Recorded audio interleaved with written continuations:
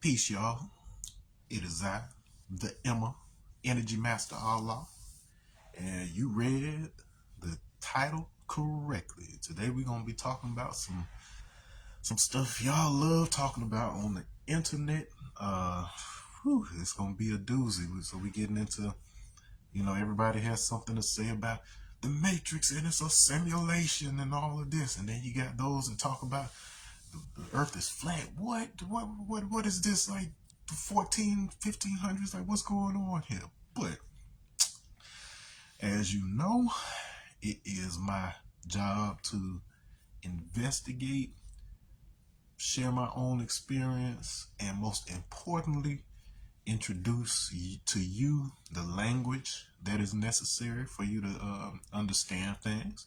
Um, a, a great ideology to subscribe to as a seeker of wisdom is that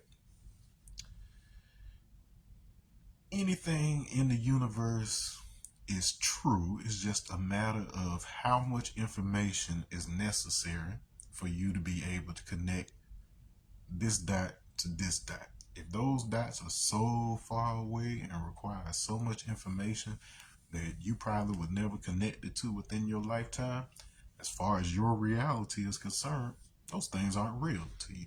But that does not mean they don't exist or are not possible. It's just simply a matter of closing the gap within the amount of information necessary for you to be able to perceive that thing and the amount of processing power that you require in order to be able to, even be able to perceive that once that information is obtained. So, and then just to give you a quick example of something like that, they say, I can't recall exactly which island, and then you probably could find this easily on Google, but they talk about how there were explorers that encountered like natives here in the New World early on, and these natives, they were unable to perceive ships coming over the horizon simply because it was so far outside of their frame of reference. As far as they knew, it was impossible for things to come from there. And so it actually required that the shaman of the village pointed out to them and say, oh yes, there's something coming over the horizon, for everybody else to be able to see it. The reason being, so in the case of the shaman is more attuned because of the way that he's trained, the way that he practices. His perception is more expanded. Okay, peace. I see is more expanded. Okay, and then before we get any further, I see my dog Chris right here. Make sure y'all like if you're watching on YouTube and stuff, because I do my lives right here on Facebook because it's easier, and then I put them over on my YouTube channel at Energy Master 7. So make sure you like, share, subscribe, and things. Appreciate you comment so I know what kind of things you want to hear about. But anyway, so the shaman, because his perception has been developed in that way, he can see more things and understand more things. He's more receptive to new things. And so, and then the village, they trust him. So if he's saying that he sees something, they're at least open to being able to look and then see it, because your mind stops you from seeing so many things. Like you think about when you're driving, like when you first learn to drive, at least this was my experience. When you're a kid learning to drive, you see everything, you looking at everything, and there's distractions here, distractions there. But then, just like my mama told me, he said, you just look straight ahead, you focus on the car in front of you, and you go the speed that you're comfortable with. And they don't like it, they can go around you. So when you become an adult, your brain has been trained on what to filter out. So it's like you just know what you need to be able to see in order to be able to stay on the road, stay in your lane. It's you've done it so many times that you don't even really have to think about it like that. It's like you just kind of follow that center line, even though there's nothing physically right there stopping you from going over in the other lane. You know what I'm saying? So these are things that we condition. So if y'all know about me in my younger days, my cousins and I, we were not just a ninja themed um, a ninja themed hip hop group, but we were actually practicing Bujinkan ninjutsu. We studied the more mental aspects of it, so we were very interested. As when we were young people, I'm still young compared to some of y'all out there, but I'm talking about we were bucks. I'm talking about before was even old enough to buy alcohol. You know what I'm saying? Like, we were into the ninja arts from the standpoint of understanding human psychology and the way that people perceive reality. And so you can almost say that there's two worlds. There's the actual physical world out here that you touch and you experience. You know, you can physically touch this, but then there's almost like these perimeters, these barriers that people have just because you've been conditioned. And so that's exactly like what I just described with after you've been driving for several years, you just kind of have this natural thing in your head, the way you know how to not go off the road, not swerve into the other lane. This concept is very important to what we're talking about here, because you have certain perceptual barriers by design that would prevent you from even being able to listen to this conversation on the subject matter. So, as always, I'm not here to convince you of anything. I'm not trying to tell you I believe in this thing or that thing. All I can do is introduce some of the concepts, introduce some of the language that may be missing for you that could be creating one of these types of psychological barriers, right? Okay, so you saw the title. It's ironic. I'm wearing my gray long sleeve shirt, and I call this my Matrix shirt because you remember the types of clothing that the crew members on the Nebuchadnezzar were wearing on the Matrix movie, right? Like when you got unplugged, you get the shaved head, and you know what I'm saying, and they throw these rags on you looking like the Kanye collection, right? You know what I'm saying? So that's an inside joke. But then the irony is that nowadays, I'm kind of wearing my beard and the length of my hair a little more like how Keanu Reeves is wearing it in modern times. So that just kind of happened. I grew up with that movie, and had to wear the shortcuts in middle school back when the first Matrix movie came out, and then now, that I'm grown, looking like Neo out this bit. But so the Matrix, flat Earth stuff. So first and foremost, let's talk about some of the problems. And to give a segue into it, I'm gonna talk about my man's BOB. So if you know anything about me, Win Clan, I mentioned in a previous video how we were kind of like the ninjas of the industry, in the sense that there's like a bunch of stuff we were doing in the background. And one such way that you can kind of see that is look up BOB's "I'll Be in the Sky" video. If you lived in the South, this song was inescapable. It was everywhere. It was on, the music video was on 106 in Park when that was out. It was on MTV, MTVU, that they used to show in the cafeteria at the colleges. It was everywhere. B.O.B. had a astounding run. He had tracks with Bruno Mars, Skylar Grey, all these pop stars that were big at the time, and it was a big deal in the music industry, particularly for the South at that time. You know what I'm saying? Somebody who could like rap, who could come conscious with it, and was coming out of the South during a time where we were kind of getting a reputation for putting out like a bunch of snap music and stuff that the overall community thought was fun, but didn't necessarily feel like it was contributing in that sense of, building this up here. It is what it is. No judgments as far as that goes. But anyways, in that video, if you look at the classroom scene where you have, so it's two thugs that walk into the classroom. You got the one in the front wearing the little beanie joint, and they're holding a red baseball bat, and they're wearing Dickie jumpsuits, and then the other one has on a ski mask. So the one in the front holding the red bat, that's me, and then the one behind me, that's my cousin. We picked those those garments up on our way to Atlanta to head to that video shoot, and it was two other guys that were actually supposed to be playing that role, but then the two of us, we showed up to the set in full costume, and then they put us right in. You know what I'm saying? They like the commitment. I worked in the office of BOB's manager, TJ Chapman. That's my boy Peace. For some time, and we volunteered and things. We were involved with the music conferences, the award show in three cities, all sorts of stuff we were doing in the background. And so we got to come up there. We got a chance to hang out with BOB before everybody else showed up and things, and just had a good time. Like he's just like one of the family, to be honest. Like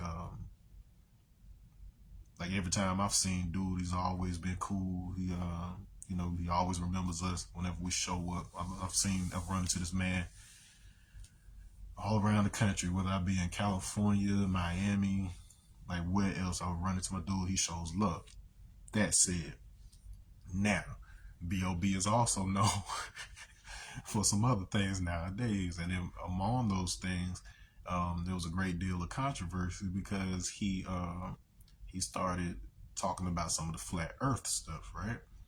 And so on the internet, I don't have to tell you, there's this kind of divide where it's just like how could you believe in a flat Earth? You got to be crazy to believe in this, and so on and so forth.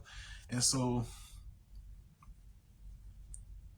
let's get into that a little bit, and then perhaps this may actually be vindicating for a few people. All right, so here's what you need to understand about the argument as it relates to flat Earth, and then I'll show you how that ties into the concept of this matrix and simulation and all of that stuff. And okay, so let's start with the barriers that we're going to have to get through before we can even talk about these subject matters. Okay. So one of the key problems with most, and I'm not saying this is a reflection on Bob, I'm just talking about in general. Okay, so the key problem when it comes to people who talk about flat Earth type stuff is, one, they absolutely suck at explaining flat Earth. Like it's just, in my examination of all the new age conversation, ufology conversation, and woke community conversation, just everything there is, and this can actually apply to just about anything that you see on the internet, really. But you're familiar with the phrase echo chamber, but let's take that another step to look at jargon. So jargon is popular terms, popular words, and phrasing based on a particular subject matter. And what happens is people will construct their arguments completely based on the language that another person used in order to argue something. So the unfortunate consequence of that is that, one, it shows that an individual has not built a certain type of understanding themselves and are not understanding that thing experientially. And so that experientially component is very important to this conversation. There is the world as learned through secondhand, and then there is the world as you experience it. And then there are a certain set of rules that govern both of them. And if you have a vast understanding of both of them, you know what people see and you know what they don't see. Magicians use this all the time. The simple concept of sleight of hand is based on the fact that they know what you don't see. They know where you're not looking. They know which information you're discounting, and they know which information you're taking in that you don't even realize you're taking in. So they're setting you up from the time that you walk into a magic show, so that they know they'll get certain reactions out of you when it comes time to wow and amaze you. Right? So this is a similar concept used in ninjutsu. It's about introducing certain things into the environment understanding how people will react to those things, how they will move around those things so that you can plan your path accordingly. This is also a concept that is in economics. Surprise, surprise. I've touched on this before. You know, my college professor that taught me economics was a former CIA encryption and decryption specialist. So he knew how to crack codes, and he was explaining to me that economics is basically that same concept. Like, how do I introduce something into the environment such that the people react a specific and predictable way? So when I heard it that way, it clicked. I was like, okay, that's just like what we learned in ninjutsu. Sweet. All right. So jargon. So jargon is a problem. Navigating that language around it, copying language as opposed to getting experience for yourself. So that's one huge problem with most fields trying to explain something, especially off the wall topics like this. All right. So flat earth is sucking at explaining it. Jargon, and then be looking in your own life, like how these same barriers are preventing you from getting a result in your own life. Like, where have you, like, for instance, in your job, are there things that you just know the names of these things? You have no idea why they're called what they're called or whatever else. It's just that you were trained to do certain processes and you were trained that they were called this, that, and the other. As somebody who, you know, graduated from business school and somebody who's owned businesses, I can tell you that a lot of companies, they use what's called proprietary language, which means that there is specific terms and names of things that they use specifically in their system, and that's kind of the design.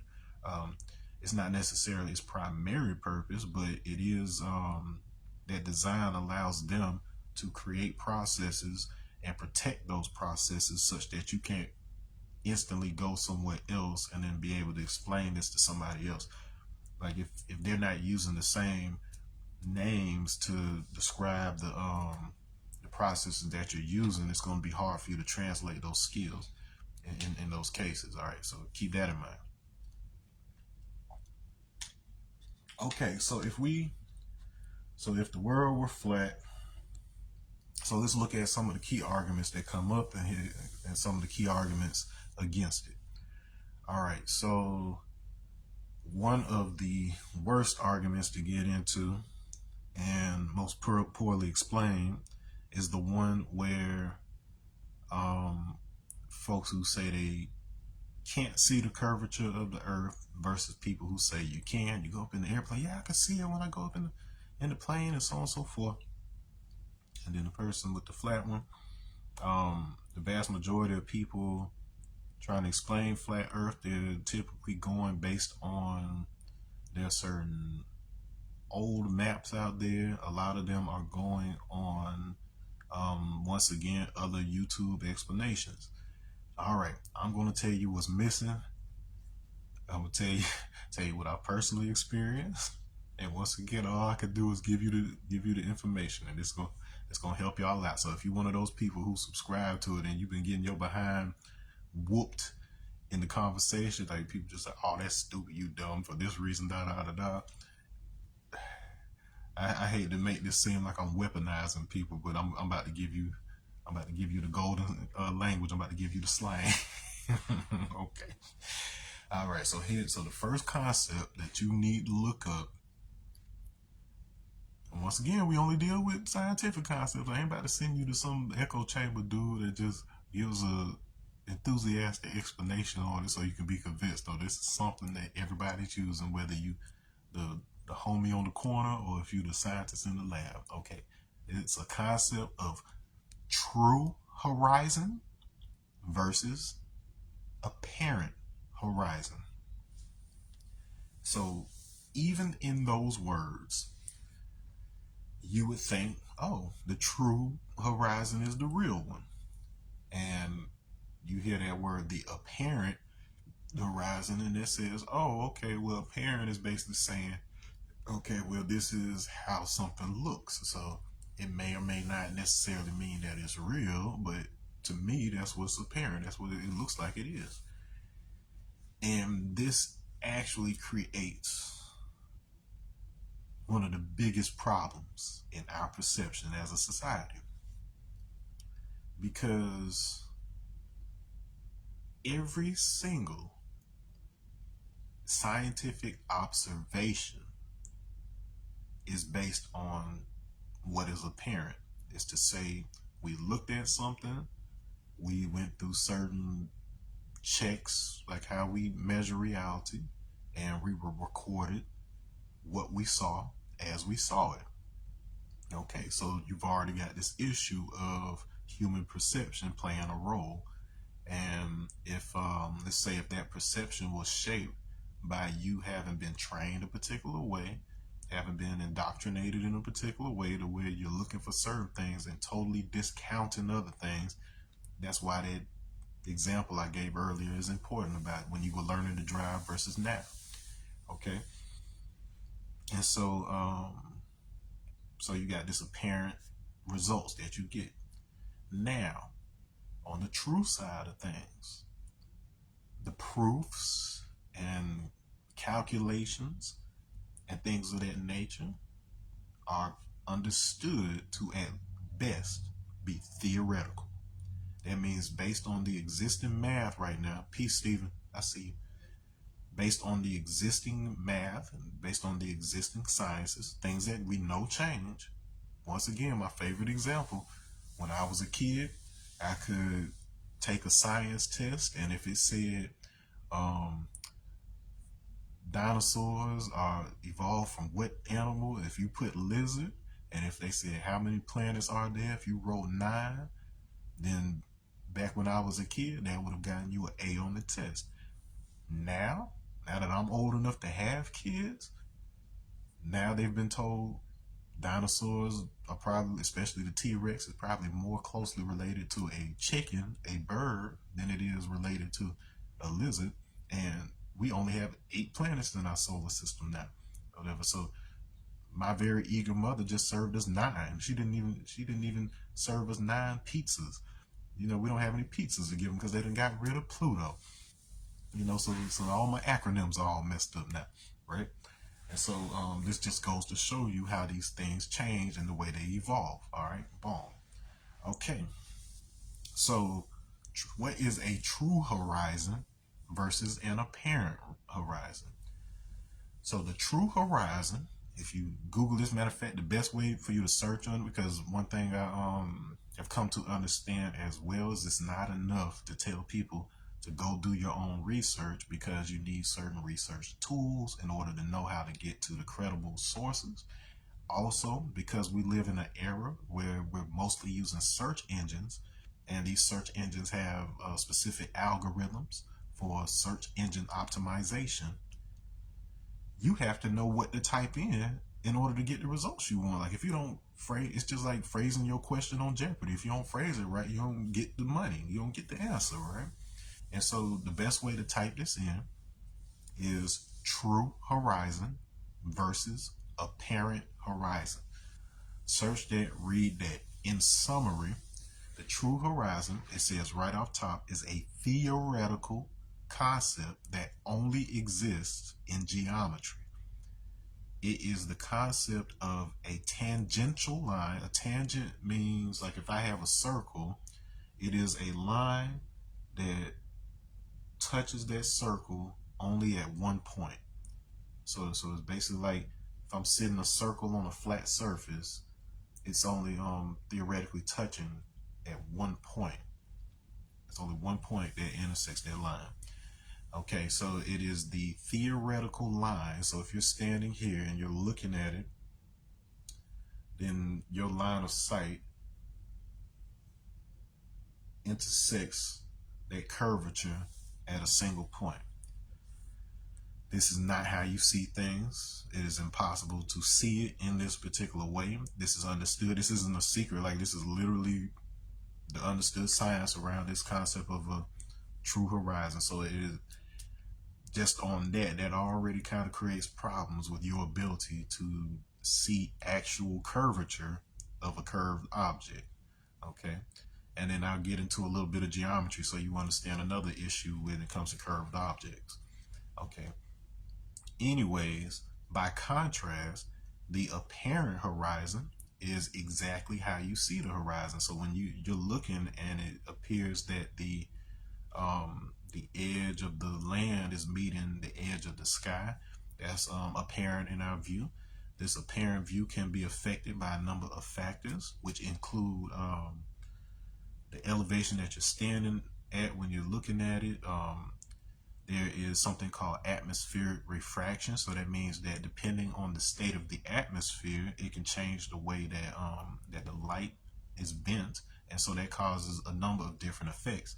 If you've watched my previous video where I was talking about the relationship between our breath, the atmosphere, and the way that that affects our perception, then that'll give you a little more insight into issues that arise around that.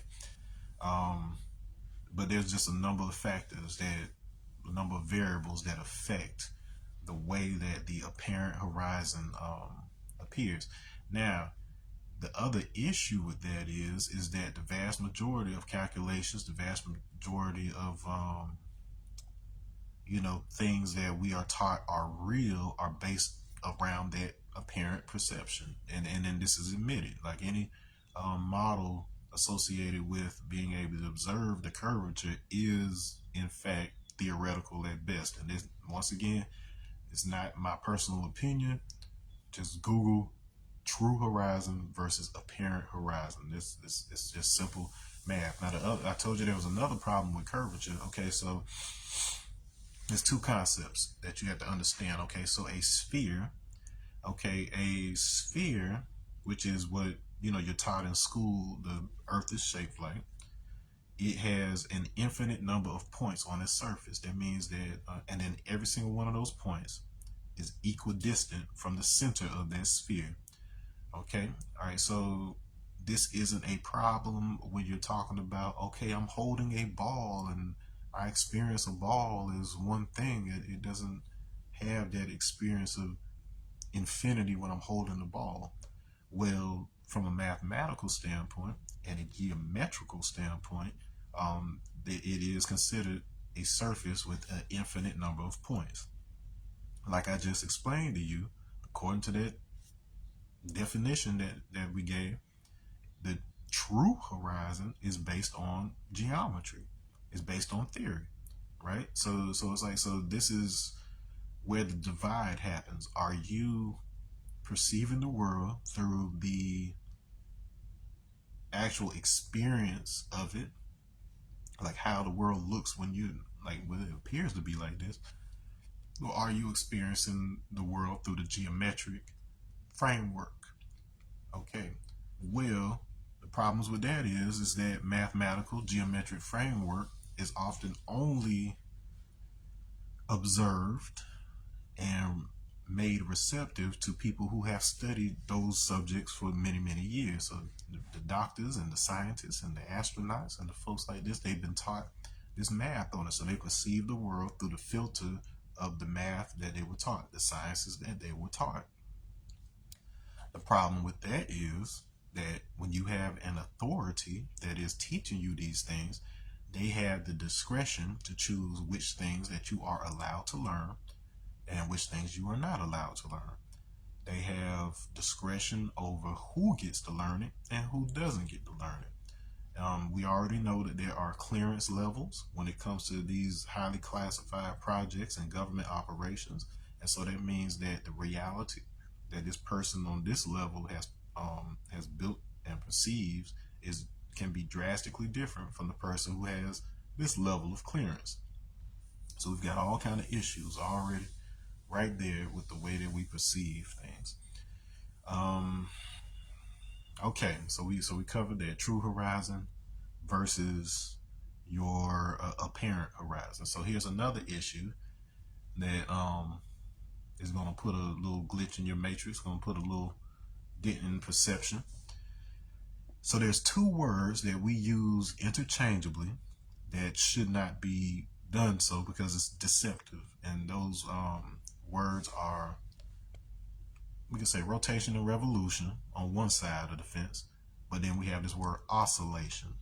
So we, in science class or whatever else, you typically hear this word oscillation kind of being used when it comes to like vibrations and whatever else, and we think of it kind of like a spiral type of situation. Um, this ends up getting used interchangeably with concepts of rotation, like the Earth spinning on its axis. It gets mixed up with ideas of revolution, with the Earth spinning around the sun in the model that we that they teach you in school. Okay, and so the reason there's a problem with that term is that an oscillation does not necessarily mean the physical movement of something, but rather means going back and forth between values. So in other words, this is a mathematical concept. And that's like me saying, okay, I'm counting in a circle. I'm going 1, 2, 3, 4, 5, 6, 7, 8, 9. 1, 2, 3, 4, 5, 6, 7, 8, 9. 1, 2, 3, 4, 5, 6, 7, 8, 9. That is an oscillation.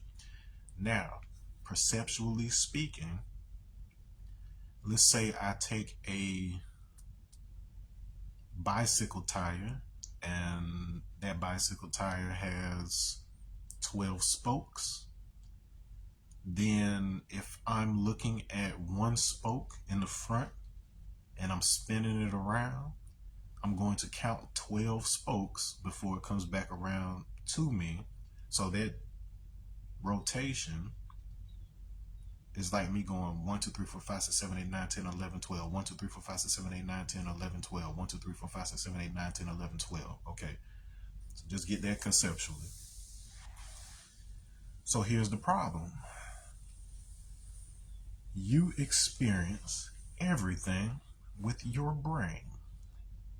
You have these eyes, this nose, your mouth, your ears, hands, skin, whatever else, to experience the whole world. Your brain relies on those senses in order to gather information. It comes into the brain organizes it, and then in your perception, an image is projected. So in other words, you have incoming signals, which are essentially electric in nature. If they aren't initially electric, they are converted into electricity once the senses interact with them, with the eyes, because that's what the brain needs in order to interpret it.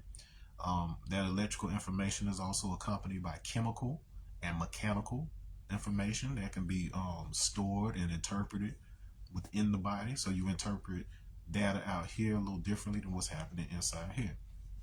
Because of this, 100% of what you've ever experienced and what you ever will experience in this life will be a construction of your brain interpreting the signals that are coming in. It's not too hard to wrap your head around these days, but for God knows how long, we've had some understanding of what happens between when signals arrive, even before they arrive. So we know that it takes light time to reach your eyes. So with the current astronomical model, they tell you that some of the stars that you're seeing in the air and up in the sky may actually not exist anymore. They may have burned out a long time ago, but it takes so long for that light to reach you that it seems like you're still seeing it in real time, right?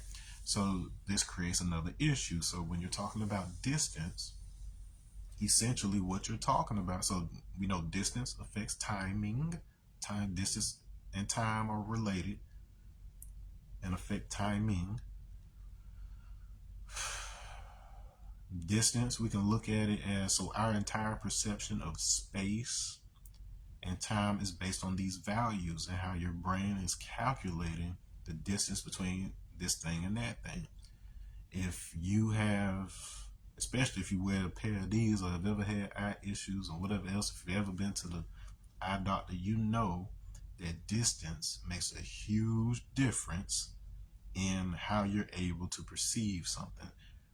In my case, I'm nearsighted. I got astigmatism, so if I take my glasses off, if I'm not close enough to something, it appears somewhat cloudy. When I get close to it, I can see it solid. This is the exact same concept that is governing wave particle duality. So if you look at it as, okay, my perception, the reason I'm not seeing this particle is because my perception is so far away from it that it appears as a wave. But when I'm looking at it, it's like my perception is moving toward it close enough to see a physical reality of it. So this creates the next problem. So any observation that you have of a horizon or the sky, things of that nature, is completely based on something that is entirely too far away from you, that remains far away from you because you can't reach the horizon on a sphere. If you try to get to the horizon, it just presents an even further horizon right back out. And that's just, common sense, right? So it is always a specific distance from you. Okay, so this creates another problem. So we already kind of addressed this geometrical understanding of an infinite number of points on a spherical plane versus your experience of a sphere in the form of like a ball that you're holding. So the difference between the ball that you're holding and the ball that you think you're standing on is that one is significantly less experiential than the other. The ball that's in your hand, you can experience all of it at once. Therefore, it occurs to you as a sphere. Well, there's already the limitation of a so given the size of a planet, it is impossible to experience the entirety of the earth at one time, except by virtue of even if I put cameras on every side of that thing, I'm not going to be able to see that as a single image. It's impossible. Like, I don't care what kind of science or what kind of gear that NASA has, it's just a limitation of 3 dimensions. You can only see a certain limited number of faces at one time. And so you've already got a timing issue there. So it's like, so even if I can get pictures of all the way around it, and this is actually the concept that inspired the Wachowskis to create bullet time in the Matrix movie and the whole stop rotate type of thing. It's this thing I'm talking about right now.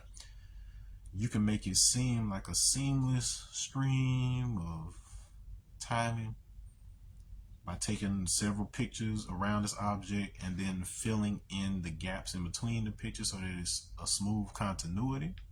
But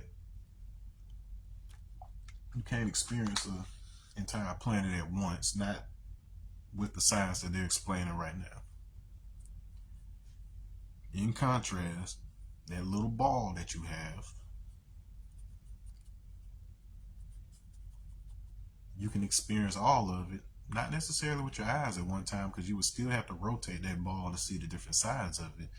But when you're holding it in your hand, you feel all those points at one time. So these are the things that you are going to have to reconcile with.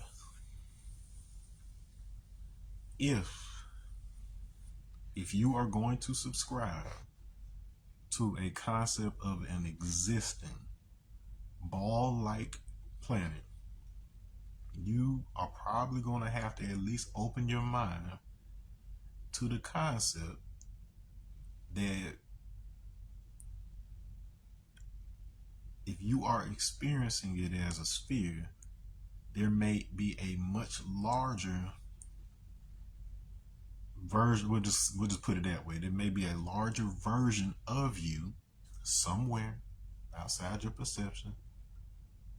People believe in souls and heavens and things of that nature. Just open your mind for a second. Take into account the possibility that there is a larger version of you holding the planet like a ball, such that you are able to experience all of it at once. Now that makes songs like, you remember back in uh, elementary school or Sunday school when they used to have you singing, "He's got the whole world in his hands. He's got the whole world in his hands." So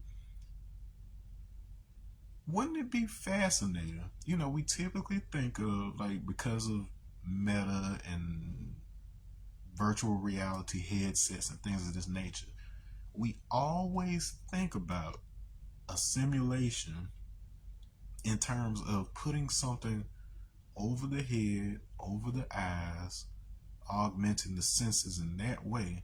But you've never seen or heard the concept of a virtual reality that is experienced by holding an object, holding a sphere, completely enclosing it in your hands and enclosing your eyes, such that the electrical signals coming from the hands themselves, from the touch and contact with the sphere, are the only signals that are coming in. So we got one version where it's all about isolating this and sending the signals directly into the eyes, ears, whatever. And then you got this version where it's totally ignore this stuff and feel, having this sphere right here. And this isn't even something that, like, as I'm telling you this right now, this isn't even something I thought about before. Like, I literally thought about it while I was talking to you about it, because as I'm looking at the concepts, as I'm perceiving the concepts, these are the things that I'm seeing. So this is another important skill to develop. Is like, because with perception, you're basically, if you're preparing something, you're basically programming yourself based on a particular time point that is not the same time point as when you will actually be explaining it on camera. Then there's a delay between the time it takes for the light that is leaving this light source, hitting me, reflecting onto your device, going through your internet, coming to your eyes, and all of that. There's actually, even if it's small, even if it's minute, there's still a different amount of time happening between that. And then within that time, your brain is going through a lot of processes that convert those signals. So there's a lot of things happening just like that. And light isn't the only thing that moves that fast. And if you watch my previous video, I explained how solar neutrinos, these little massless particles, how well, at least near massless, they're at least near massless to the point where they can move almost to the speed of light, right? So you got more than just light interacting with you in this particular way. Okay.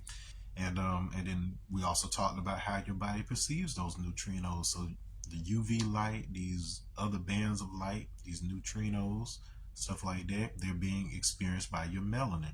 And then regardless of what skin color you have, what race or identity you subscribe to, all of us have melanin, at least within us. You have it in small amounts in your skin, even if you're white or whatever else. But the majority of human melanin is inside, and it governs so many processes that your science says they don't understand, but they understand. They know exactly what it does and the different functions. They know about the various, like, superconductive properties of it. They know about the ability of it to convert light energy into mechanical, chemical, and sound energy, because that's essentially what phonons are, with elastic potential and stuff. So they know what this stuff is capable of. And in fact, inside your brain, the types of melanin that occur in your neurons and other things, it's basically governing your entire experience. So you got this substance that is known to absorb both light and interact with these neutrinos and things of this nature, these subatomic particles, basically constructing your entire reality. So if you are one of these scientists who understand enough about light and understand enough about these particles, it is known at this point, this is something else you could easily find with a Google search, that scientists have for quite some time now figured out how to program information into a photon. So a particle of light, they know how to store information in it such that it can be transmitted at light speed. This is partly where you get your concepts of fiber optics, like that they use for your cable and internet and stuff like this. Something that's naturally built into you. You've got the most advanced fiber optic system in the universe, in your eyes and whatever else.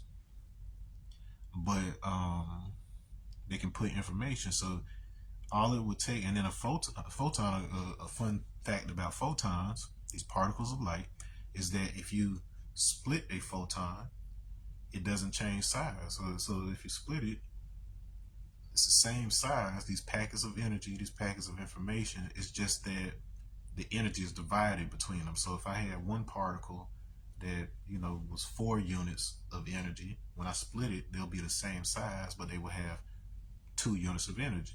So if you look at it, let's say a human was a photon, right? Well, you can have billions of people on the planet that emerge from, let's say we had this first human, and if you hear stuff talk about the light body and people, we're light beings or whatever else. So conceptually, this is how you could bridge that gap.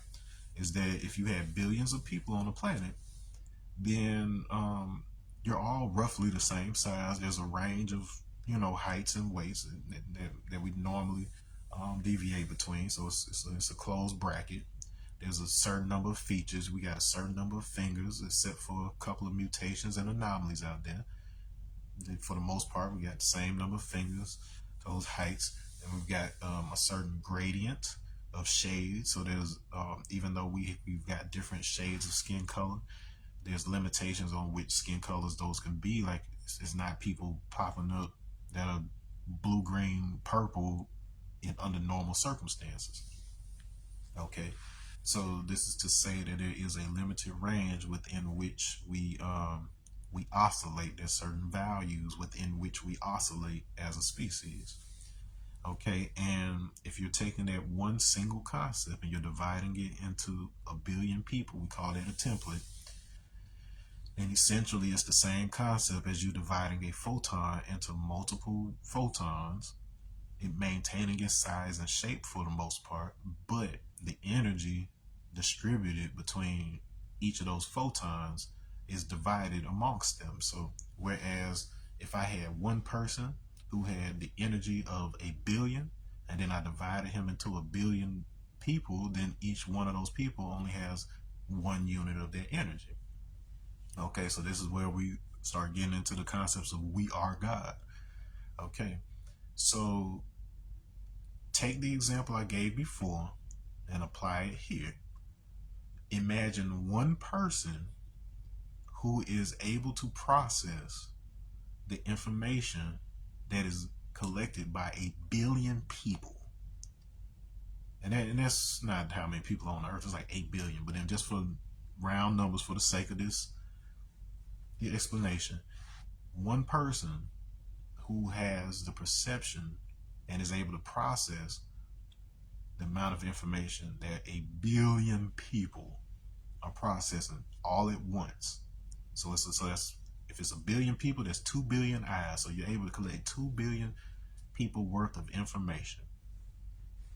And then you take that person and you think of his perception of a planet. He could perceive he's essentially perceiving the whole thing because he's got enough people worth of perception to circumnavigate a globe, right? So it's literally like he's got the whole world in his hand. Got the whole world. He can experience the whole world simply by sitting with this globe in his hands. Like just theoretically, just stay with me for a second. And let's say in order for him to have this perception, so we don't want to have changes in size and things of that nature, but perception wise, him being experiencing that whole world at once and having that billions of people worth of perception, his brain might interpret that as him being bigger than the planet and holding the planet like this. Now, once again, let's take it the other direction. If you divided it 1 billion, into a billion smaller, well, a billion beings or whatever that don't have that same level of perception, they would experience themselves spread out on a ball. They would feel smaller in reference to their ball. Once again, I'm not saying this is what I believe. I'm not saying that's what it is. But what I'm telling you is the way that perception works, the way that your brain puts information together, you could see how somebody could go from, okay, we can have a one being, a God that created all of this, and he got the whole world in his hands, and then somehow we're made in his image, and then you have billions of us experiencing the globe as a big ball that we're standing on, instead of, so if you look at each of you as a point of perception, you are going to experience something drastically different if all points of perception are in one place versus if they are spread out. That is the literal geometric concept behind the projection of a globe. So when you see like the sun symbol that you see in a lot of cultures that's associated with Ra in Egyptian pantheon, it's just that circle with a dot in the middle of it. In the Gnostic traditions, they call that the monad. Okay, well, if you picture that thing as a 3D object, then you're basically looking at a point in the center of a sphere. So that depiction is a 2D shadow of a 3D sphere. Which brings me to the next thing you need to understand about, so to at least bridge the gap between how you could even have a flat world. All right. And before I even do that, so the argument that is given when somebody says, oh, the world couldn't be flat, is that a flat object would not work, floating through space. Duh. The problem is that you're assuming that you're floating through space. Why? Mostly because that's what NASA told you it is. I mean, you don't have a rocket ship to go up there. You don't have the money to, like a Jeff Bezos, to go see what's really cracking up there. You don't. So you trust this and you take this information. Now, I don't know how much I trust NASA, but I know that they knowingly hired Werner von Braun, a known former Nazi, to be the director of it, because the U.S. was so impressed with the Nazi technology during World War II and after World War II, that they made certain deals, gave certain people immunity, brought on certain scientists from that were former Nazis. They said, hey, you build for us, you work for us, we won't blow your head off, basically. Not that big of a stretch. They do this type of stuff all the time. But when you've got these people who essentially hated people who look like me in top positions, who have a profound opportunity to shape the way we perceive our astrophysics, the information about what's distant from us. So given what I just told you about what happens with distance versus when you're close up to something, when you have people who have the ability to shape your understanding with regards to things happening at a distance, things that require advanced calculation that you're not privy to, that you don't even have the instruments to, you have to take their word on it. That's it. It's a social contract. You have to trust them. And unfortunately, you also live in a system with an academic structure such that you can't get the job you want. You can't get the diploma you want unless you agree with the model that they have presented for you. So the average person is more concerned with whatever model of reality is the one that the authorities around them accept, and that which permits them to participate in that society that is structured around that authoritative structure. So if you can significantly stimulate the survival and fear response in a population, then you are able to stimulate the medulla oblongata, which is at the base of the brain, and is part of what we call the quote unquote reptilian brain. Most of you probably recognize medulla oblongata from the Waterboy movie, so you know it jokingly, but if you recall in that movie, the specific example that Colonel Sanders was given was with relation to why alligators are so angry. Why are they so angry? And then he said it's because of an enlarged medulla oblongata.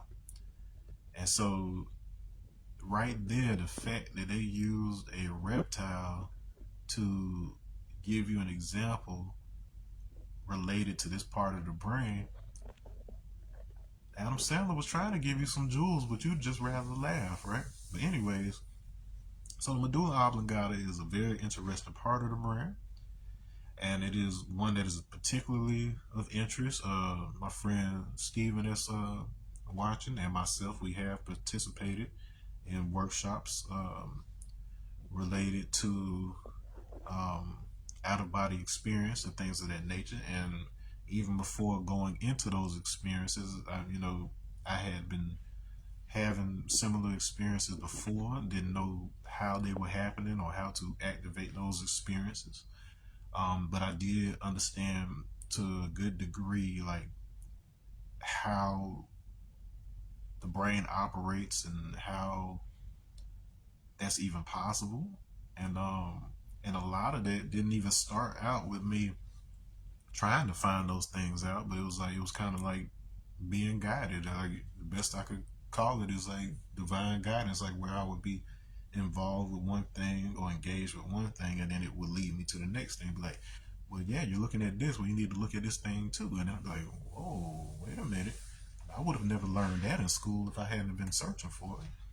But that center, that base of the brain is so important to all of this. And that reminds me, I want to share something else with y'all that's fascinating my wife found yesterday.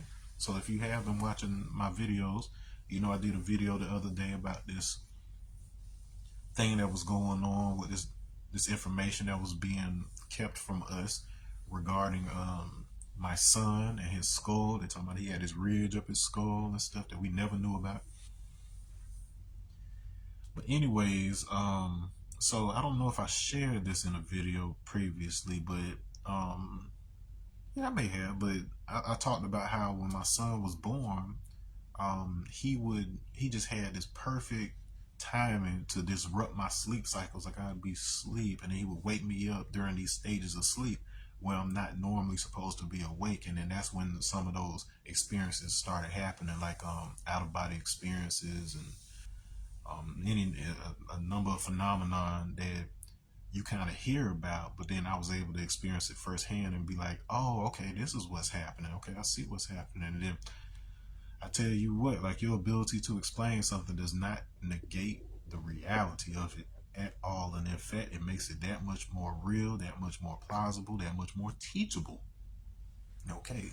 And one of these experiences included, and there's a number of factors that could play into this. So I'm gonna try to account for those.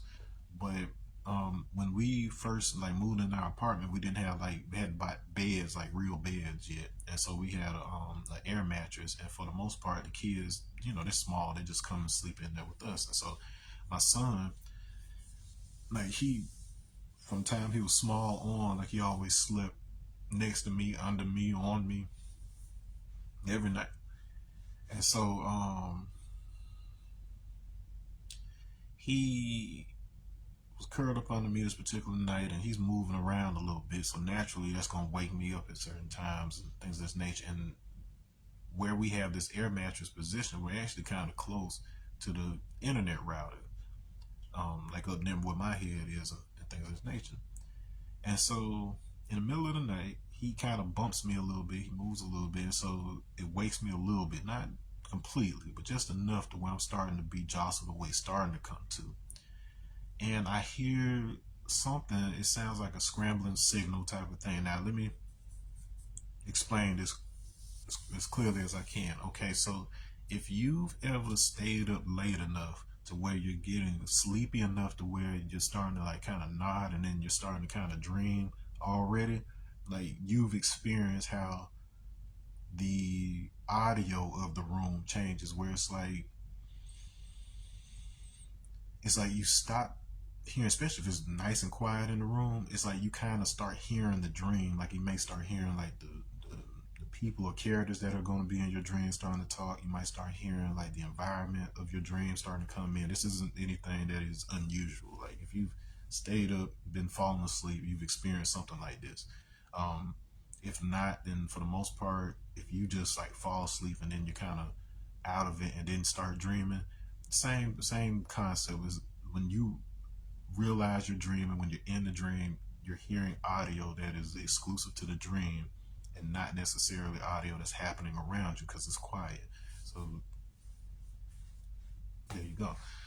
But anyway, so I'm feeling that in this exact same. So I hear this like it's like garbled, like almost sounds kind of like garbled radio signal or chatter that you would hear on like on a movie or something. I don't know. That's the best way I can explain it.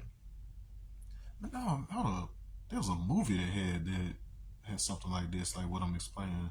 But I can't remember. If it comes to me, I'll share it another time. But it was some movie or cartoon where they basically use that kind of sound effect to explain like these people who are talking telepathically to each other. But anyways, so I kind of hear that, and then so I'm aware enough, and then because of my like Tai Chi, Qigong, and other practices, yoga practices, things of that nature, I can tell the difference between what's happening with my physical senses versus something that my mind is doing versus blah blah. I say what or something external or internal. And so one of the first things naturally I do is I check within my head to make sure it's not in my ear, like I'm not hearing it in my ear like something's coming in like this, but then I can feel it that it's concentrated around the back of the head, back of the skull where the medulla oblongata is located. And so this scrambler, it then yields to a voice. It goes, "Where's mommy?" Like this. I'm like, what the heck? And the crazy thing about it is now at the time, my son, he's small. He's like one or two, not necessarily one, maybe like two, like around in there. And this voice, it sounds like you know your child's voice. You know the people who are close to you, their voice. And even though he can't like talk yet, and he's mostly nonverbal, autistic, whatever else, this voice, it sounds talking about where's mommy. It sounds like what his voice. To me, it sounds like what his voice would have sounded like if he were like 7, 8, 9 years old. So I'm just like, okay, like this, and I'm just like kind of chilling. I'm not fully up, but I'm aware enough to be like, what? And then it continues. It's like, tomorrow can we go get? It was some snack that he liked during that time, and so when he named the snack and we were saying, I was like, that is Shamar. I'm like, how are you doing this, man? I'm like, this is crazy. And so and so slowly, like I'm becoming fully awake, and as I'm becoming more awake, that sound, that voice, it's like it starts scrambling, it starts getting scrambly again, and then I'm fully awake and it's going like this. And I'm like, so I'm sitting there and I'm trying to think, like, how would this even be possible? And so I'm considering everything. I'm thinking, does it have something to do with this, us being close to this router? And I won't get into on this video like some of the folks, like some of the insider folks and the science and the projects they said they worked on and what's possible with it. But I'll come back to that. But anyways, so what we found out yesterday, so my wife, she's in this group. It's for like autistic mothers. It's not autistic mothers, but mothers of autistic children. So including my son, we had two children on the spectrum. And so she's been involved in these mom groups that they can share information with each other, find resources, a regular old mom group. Well, there was a post of a mother talking about a particular channel on TikTok about parents of autistic children who have demonstrated, like nonverbal autistic children who have demonstrated characteristics of telepathy, like they've had these telepathic type experiences. Now, naturally, the average parent ain't out there, studying this stuff, studying the language, the science around it, to the point where they can explain it the way I'm explaining to you now. But then all of them are having these experiences, so within this group, when they post it, you don't have a bunch of mamas talking about, oh, that's crazy. Now, what you talking about? Why would you do that? That's offensive. No, no, no, no. You would be surprised by the overwhelming number of mothers in their group that have experienced the exact same thing. And this was the first time outside of me that I've heard of anybody else talk about having an experience that was more or less telepathic in nature with an autistic child. Like I cannot make this up. Like that changed my entire. I'll put it this way: it wasn't even like an expansion of mine so much as it kind of brought it back in. Like I understood scientifically how telepathy could work, how it could develop. I knew enough about what was different about an autistic child's brain and physiology that would allow that to happen. There was enough that I knew before that experience to where I could say, oh, okay, I know exactly how this works now. Okay. Purpose of me even delving into that is because that same part of the brain has been a key point of scientific study as it relates to UFO experiences. So whenever people would go into, when they would experience the grays, so you hear about the gray aliens, when they would experience them, it was common that that part of the brain, so the area of the medulla oblongata, in particular, you have what are called Pujinki cells. Pujinki, you can spell check it. I believe it was Pujinke. It's named after the doctor that discovered this, but they're basically these tree shaped nerve cells that occur at the base of the brain back here, and they are very much involved with them, and the medulla oblongata, in fact, are very involved in the process that allows your brain to switch over between your sleeping state and your waking state. It's the part that keeps your heart beating and your breath going when your brain is cutting out the signals around you so that you can sleep, and then it's switching over to the signals that you're interpreting when you're in a dream, when you're in deep sleep. So this area is very active during REM sleep. That's rapid eye movement sleep. So you're sleeping, you're out, and your eyes are just looking for data and things of this nature. So all of that is involved, and so it is kind of commonly understood within the more serious conversation regarding the UFO UAP situation that when they talk about there's a consciousness component, there's been a great deal of investigation into the presence of very, very strong electromagnetic fields that are typically present when these situations happen. Whenever you have contact scenarios, people are often scanned for radiation to see if they've been exposed to a great deal of radiation, and then that is a symptom of being exposed to strong electromagnetic fields, because at the end of the day, light is simply an electromagnetic beam, oscillating through space. And so this is the connection between light, electromagnetic fields, the way that the brain processes that information, consciousness, which is essentially rooted in addition to point of observation, it is also rooted in a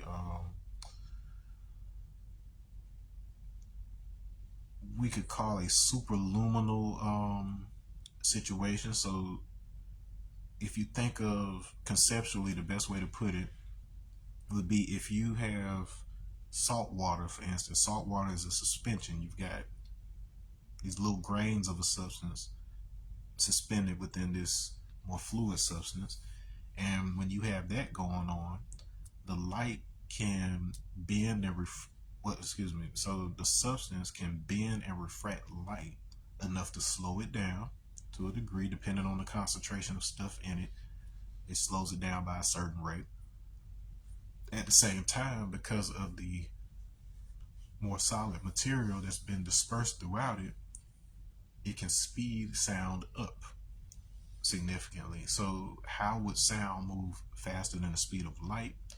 How that would happen is if you have a substance that simultaneously slows light enough and it accelerates sound enough to where one passes the other and they flip.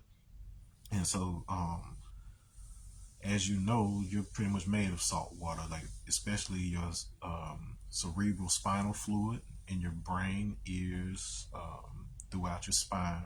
So your entire perception of reality is based on this substance that potentially has the ability to swap light and sound information, if you will. That's just a dry basic version of that. So what you would be using a light to perceive, because remember it's all electrical signals, and the only difference between the signals of each one of your senses for the most part is the magnitude of which. So each one has a different intensity associated with it. And like for instance, if sound it matter of fact, even better example, like there's a great video out there where it shows, like if you had like fan blades, like let's say you had this fan blade that you can accelerate the spinning of this fan infinitely.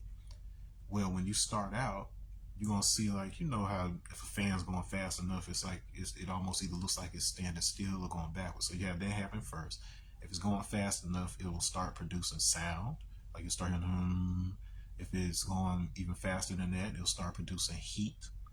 If it's going even faster than that, it'll start producing color, because you know, like when you see heat coming off the ground, like a mirage, like when there's water stuff, you start seeing the image change. So if this fan blade goes fast enough, it'll start going through the cycle of colors and so on and so forth. So case in point, depending on the intensity of this oscillation, it's going to determine whether you see something that is physically moving, like changing in values of physical position, versus are you going to see something that's changing in values of sound, intensity of sound, versus is it going to oscillate based on intensity of heat, and is it going to change based on intensity of color? So it's going to go through the light spectrum. So all of these things are the same thing, just at different intensities. And once you get beyond that or whatever, that's when you're talking about the various levels of consciousness. So if you look at consciousness as something that is just oscillating between values at a rate that is exponentially faster than what you experience with the physical senses, then you realize that your ability to physically touch something is mostly based on the fact that your hand can't process that information as quickly as your mind can. So because your mind can process your thoughts so quickly, it doesn't solidify in your experience. Because your hand is doing the opposite, things feel solid due to the amount of information being processed by it. So these are some great concepts to have on your belt. Okay, so back to your flat earth. Okay, so if I wanted to build a simulation, and I'm not talking about trying to trap you in a computer program, I'm talking about if I were a being that had advanced enough processing power to perceive things as a point instead of as a globe, because I'm able to wield my perception in that way. I'll show you how I would make an earth, how I would make a situation, like, and this is just from an engineer standpoint, because we have this thing called efficiency in engineering, whereas you want to be able to get the most output for the least amount of input. You want to be able to get the most complete experience using the least amount of information, the least amount of energy. Okay, this is how we made the universe. All right, so okay, so if you look up the concept of a light plane, okay, and better yet, light cone, okay, that's what you need to look up, because that'll give you the graphics you need, the scientific theoretical models, and everything else. So the concept of this light cone is basically that, so in astrophysics, it's understood that the universe basically exists as a relatively two-dimensional plane of light. So 2D is flat.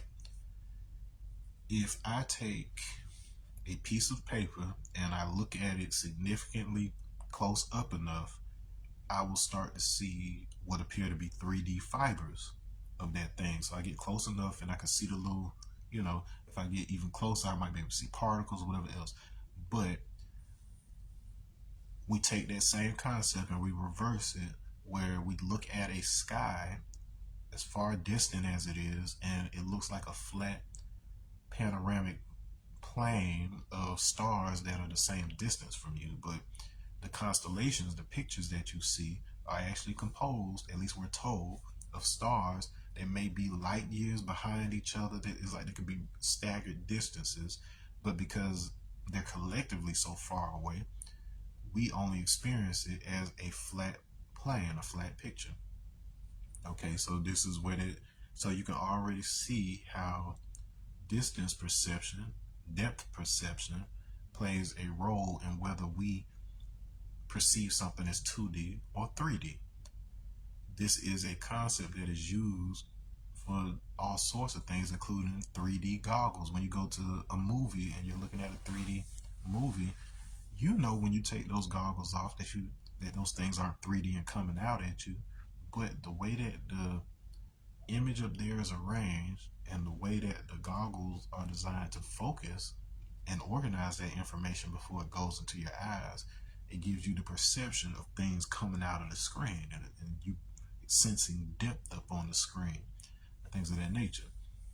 Okay, and so if you look at this concept in astrophysics of everything existing on this 2D light plane, if you look at the models that they give you of galaxies and stuff like that, they have no equipment that can zoom out far enough to actually see a galaxy. So every model that you've ever seen is more or less,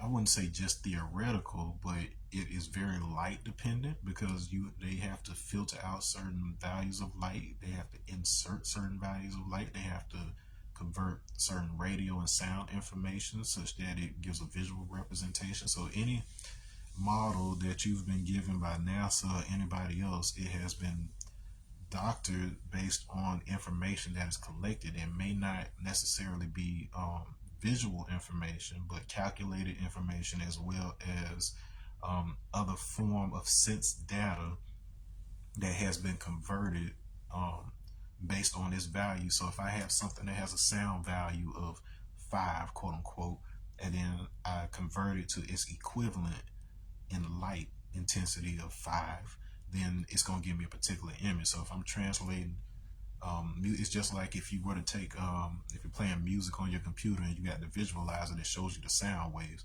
When you're looking at those sound waves, you're getting a light-based visual representation of the sounds that you're hearing. So a lot of those, so that's not conspiracy. That's not something that I came up with. That's literally the way that NASA tells you that they construct these pictures of the objects in space and so on and so forth, because otherwise we have no way of perceiving them, because you have a cloud of dust. Space is not empty, it's full of this dust, and we, just like the example I gave you of superluminal sound, where if you're dissolving salt in salt water, it can speed up sound and slow down light. That's basically more or less what you're seeing. So this helps you kind of bridge this gap with the concepts of, like, you hear people talk about a firmament. So the whole conversation about a flat earth plane that's infinite in all directions is usually accompanied with this claim or concept of a firmament, like a dome that goes over that plane.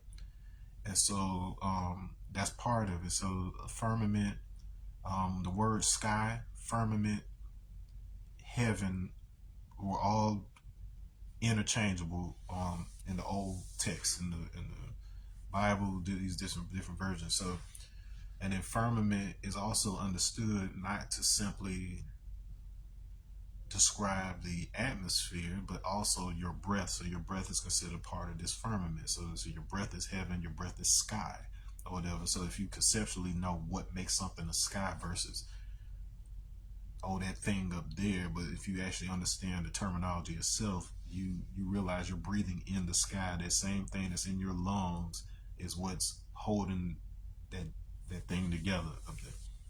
So you can look at it as it's gathered in a particular geometric shape, and it has a certain cycle. So that water, that mist, that firmament, all that stuff has a particular cycle that you participate in a number of ways. You participate in it through vapor, through your breath. You participate in it when water becomes liquefied and it flows through your body, and then various other ways like this. Okay, so just conceptually get that in your head. Okay, so back to our light cone. I was talking about this light cone. So you've got this 2D plane of light, and so the picture that you'll see when you look at this is a single point at the center, at the exact center of this this plane. And as I previously told you, a sphere is considered an infinite number of points. The surface of a sphere is an infinite number of points that are equidistant from its center.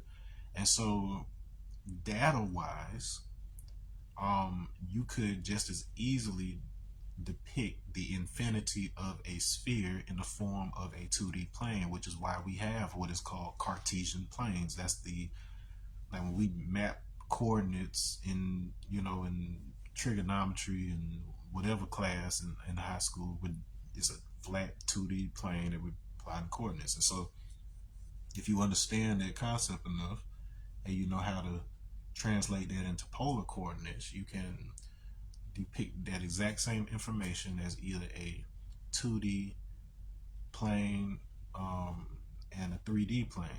Now, if you've ever seen, so there's a video called Flatland, I believe it's called. It's like Flatland, Flat World, and it's basically a scientist that is explaining how each of the dimensions of perception work, such that if you were a 2D being on a flat 2D piece of paper world, if I was another being and I took a 3D object and I passed that 3D object through that 2D plane, because that plane is flat, you would only be able to see a 2D slice of that 3D ball at one time. So it's like, so to me, it would look like a dot expanding out into a circle representing the equator of that sphere, and then it would slowly shrink again, go turn back into a dot. So everything that you perceive as growth and decay, you can look at it as that exact same concept, where you started out as an egg, it's like a dot, you expanded into this thing that you are now, with not just a 5-point body, but you exist in what's called a Hubble sphere, which is the furthest distance that you can see in all directions. So you have a spherical view. So if you're viewing a sphere from inside, that sphere is being completely dictated by your ability to see. So it's like, so if you have limitations on the distance that you're able to see, that's the distance you're going to see in all directions. So if a sphere, by definition, is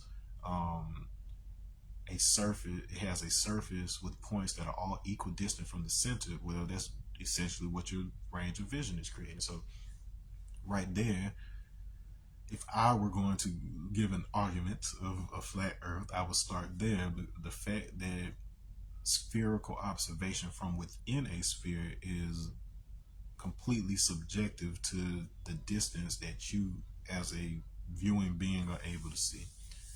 Okay. This also means that a sufficiently large enough plane, if a plane is quote unquote infinite, we would never see the end of it from a distance. And so it would appear curved to us. And so you'll see horizons. So you can have the horizon never touch the edge of the sky. Like we perceptually, we know it never actually touches the sky, quote unquote.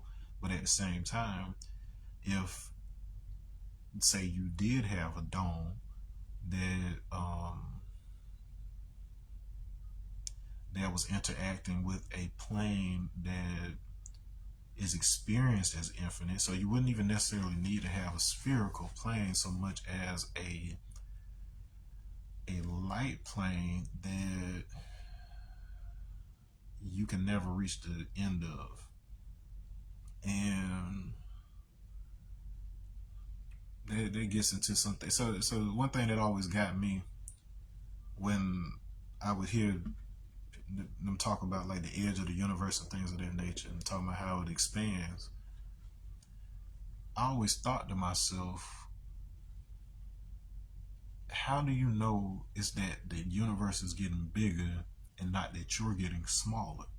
Like imagine if I'm in a limited amount of space and I have a substance that's within that limited amount of space, and let's say that this substance, it starts to form little globs in it, right? So it starts out with these big old globs inside of it. The substance is coming together, and so where the big globs form, naturally that means some of that substance is going to be taken from somewhere else. So if I make ice cubes out of this individual ice cubes, it's going to pull water from here. So now that's empty space, and then all of it's going to be condensed over here.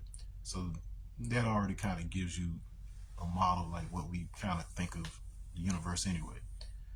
Now, imagine if those globs, we kept on breaking them down smaller and smaller and smaller and smaller and smaller to where you can see more and more detail of what's happening. So it's not this vague presentation, but the more detail. So you look at your like a TV screen, right? So you've had big screen TVs forever, but why are they more clear now than they were in like the 80s, right? It's because you have more pixels, you have more little itty bitty lights giving you more and more detail. So instead of them necessarily having to make, even with your cell phone, like your cell phone picture right now is clearer than big old TVs back in the 80s. And that's because they're packing more little bitty lights, more little details. So given what we've already kind of covered in a light-based universe, you don't necessarily need to physically expand so much as you just have to increase the resolution. And if you're able to pack more information into a smaller amount of space or whatever, then a being with the ability to perceive will still interpret the parameters of that information. So if that, let's say an atom isn't just communicating distance or whatever else, let's say that the information that is giving you, it also includes information like its shape, is giving you information about its personality, is giving you information about all sorts of things that basically guide the way that you're going to perceive it. Well, all I would have to do is take these photons and put more information in them, give them more energy. And so the more information that that microscopic thing is communicating, the more intensely my brain is going to interpret it, and therefore I can see it as something big. So you can easily just be this little microscopic little thing of light, and because your projecting your field so intensely in a consistent and continuous way, a person is going to perceive the values of how you feel, how you smell, how you taste, how you don't be out here running around tasting strangers, how you look, how you sound. It's not even that difficult. So if I were a being with sufficient enough resources and sufficient enough time, it would be completely easy to build an entire universe the size of a photon and then just multiply that photon infinite amount of times, and then just create parameters that control the way that those particles flow. Which brings me to the next thing. So with the light cone, once again, you'll see this picture of a single point in the center of this flat plane, showing a cone emerging from it until it reaches like a ring at the top. And then you'll see the same thing happening from the bottom, so that you got a cone coming out the bottom, cone coming out the top. And what that represents is the vertical axis is representing time. So it's basically saying light over time, as it spreads out from that center point out to the edges of this flat plane, it would form a cone if you are using time as a representative dimension. So in other words, I gave you the example of how a 3D object would appear in a 2D plane. Well, if we live in what is described as a 3D plane, you can look at the movement of 3D objects as a representation of a single 4-dimensional object that we're only experiencing in the form of one 3D shadow at a time. So just like on flat world on a piece of paper, I would experience that 3D orange or sphere or whatever in slices, one slice at a time. The way we're experiencing time here is basically like a 4-dimensional something passing through a 3-dimensional plane, one slice at a time. So imagine that there is a version of you that represents every single moment, every single thought. And this is essentially what a soul is at the end of the day. But imagine it is a version of you that represents all that information at one time, that is basically able to hold a world in its hands and experience all of it. But you only experience that one slice at a time because you've chosen for your perception to be tied to this kind of experience, this 3D experience.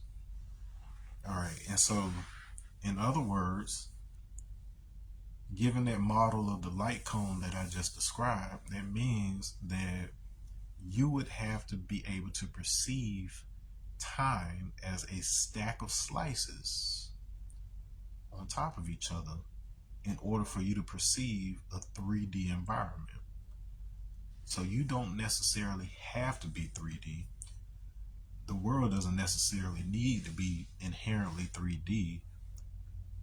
You just need to be able to experience time, because like I said earlier, time and distance are tied together. So just like that example where I gave you of how light and sound information can be converted in order to make an image, likewise, because of the limits of our perception in 3D, the 4D axis, we instead experience it. So 4, even the number 4 itself is 2 times 2, right?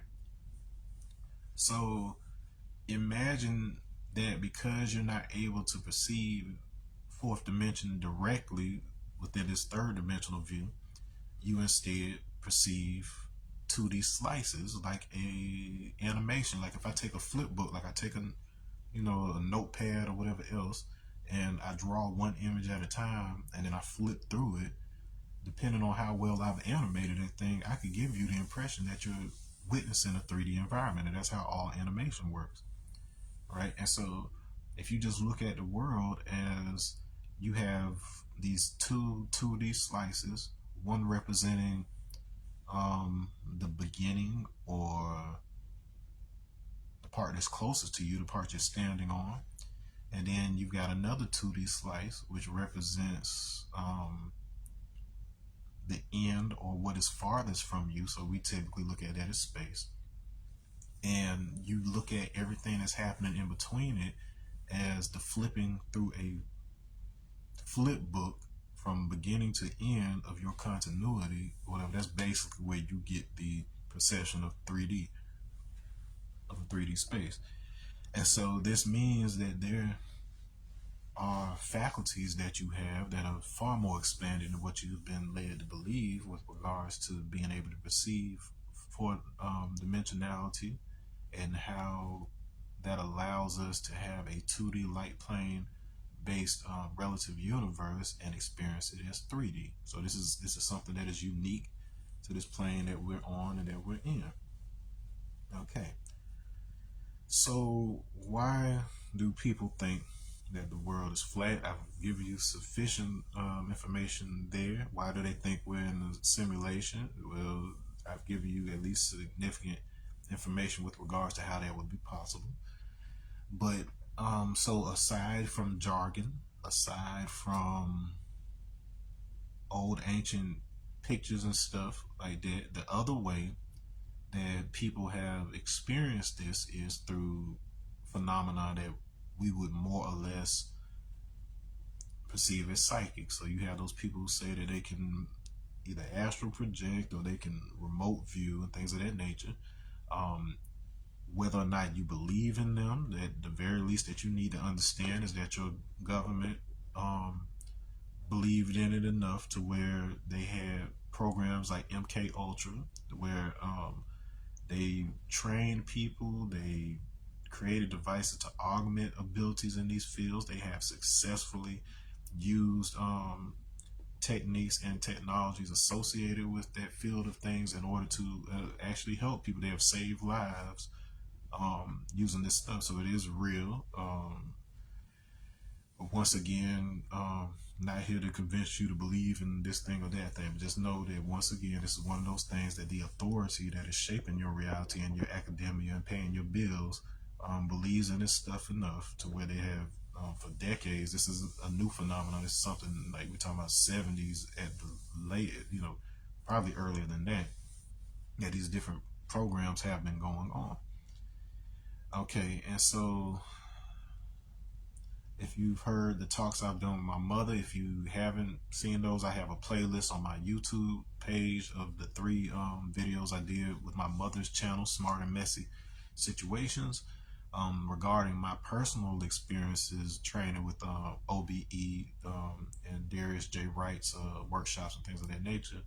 And as usual, I can't necessarily get into some of the more proprietary aspects of those techniques, because my man's, he put in the work to come up with the way that he does his things. But from my personal experience, it is very, once again, it is very, very, very, very different from what you experience with a typical like astral projection type of situation. Like I've experienced that type of stuff as well. This is 100% physical. It is, you can feel and see things that you cannot see. Like you can see everything that's here now, but you get additional information. So that's the best way I can describe it, is that you're limited. Like when you're awake, you're limited in the amount of information that you can process. And one detail that I forgot to bring up that I meant to was that in the original Matrix script, the concept of the machines using the humans as batteries to power the Matrix, that's not what it was originally. Originally, the humans were used as the processing power necessary to project the Matrix itself. So it's like, so the original way that the Wachowskis were going to present this is a little more true to form with regards to what I'm describing now. And the reason that it was changed is because Warner Brothers Studio, which was started by Jack Warner and his brothers, or brother, and Jack is known to have been a Shriner, so he was a high level Freemason himself. And Warner Brothers has been one of these vehicles where they have, in many ways, told us, some of this crazy truth um, in one shape or form or another, but it's always kind of altered in a way to where if you aren't an initiate or if you haven't done the work to see like how these things could be real, then it can be hidden in plain sight. And so this was one of those ways. So the studio had the Wachowskis change the thing to humans as batteries opposed to processing power because a lot of that technology, a lot of those concepts were relatively new for the public back when the Matrix came out in 1999, and so it was just easier for audiences to understand the concept of a person being used as a battery as opposed to how the human brain and human consciousness itself could be used to project the Matrix. So that's something you can look up to. I was a Matrix nerd. I ain't even gonna lie. I know every detail about that movie. I've studied it so many times. But that's one of those key details right there. They did change that. And so when you're in that, at least from my experience in the OBE state, um, you're receiving a whole lot more information at once. So you're getting, I was getting information about like time events and experiences like in my apartment. Like I could see like different objects that had been in the apartment before we moved in here and things like this. And stuff you could confirm, like if you could get talk to somebody like, oh, did they ever have an exercise machine here or whatever, like, peace Nick, I see you, or whatever. But yeah, so you're basically just receiving a lot more information. You have limits and filters on the information that you're perceiving in 3D reality, and that is so that you can learn how to operate um, and basically build up your mental muscles before you are in a position to make changes to the world, to the construct and stuff. And so you kind of have to get this training, like, it's just like your training wheels. It's not that somebody necessarily wants to imprison you or trap you somewhere. It's just that these are your training wheels. And if you look around the world as it is right now, you can tell like people, for the most part, like people's hearts aren't in the place that would be necessary to be responsible for you to be able to build and adjust realities. Like it's too easy for somebody to take advantage of it and gain power. It's too easy for people to let their emotions lead them to destroying something. And you can see that with the atomic bombs and things we created. You can see it with the oppression and different things like that nature. And then a lot of that is largely due to the fact that you had people or organizations or groups of people who got their hands on information about the other side and the higher capabilities of humans and didn't read the whole instruction manual. They have created superficial versions of power and superficial um, forms of authority and ability to project illusion. But if you actually engage enough with your higher faculties and the additional information that is filtered out due to the limitations of your senses, then it actually shows you the way that this society, the way that the world is built, the various information, symbols, things of that nature, how it is projected, and so on and so forth. And so when you're in this state, um, a number of us have experienced either these like flyover type experiences or like just various ways where